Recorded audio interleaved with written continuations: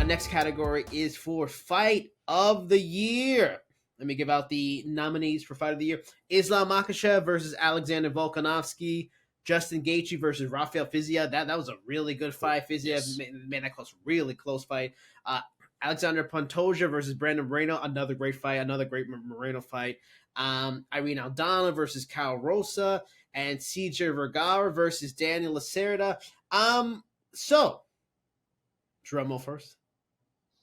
Anthony, what is the UFC 2023 Fight of the Year? It's got to be Islam Makhachev versus Alexander Volkanovski 1. This was a spectacular fight on so many different levels.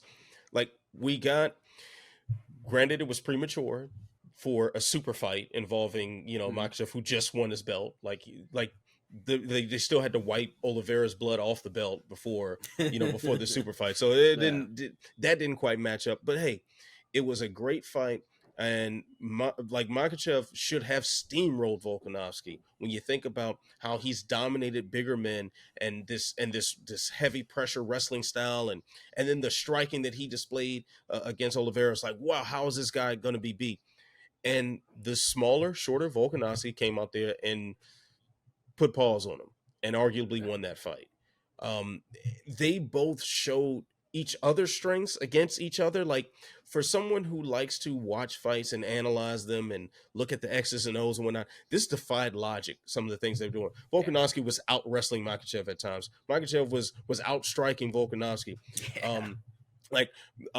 Volkanovski was fighting better at range. Makhachev was fighting better in close. Like, it was a total reversal of what we expected, and it ended up being the best fight of 2023 in my opinion.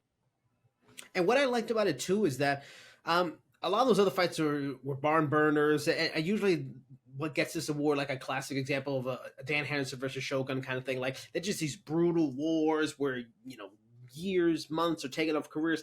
This wasn't that. It was very physical, all those kind of elements, but I love it, and I love that you picked it too, because it was a perfect showcase of the elite level of the sport. Elite, world-class, pound-for-pound, complete fighters. And that's what's so great about that.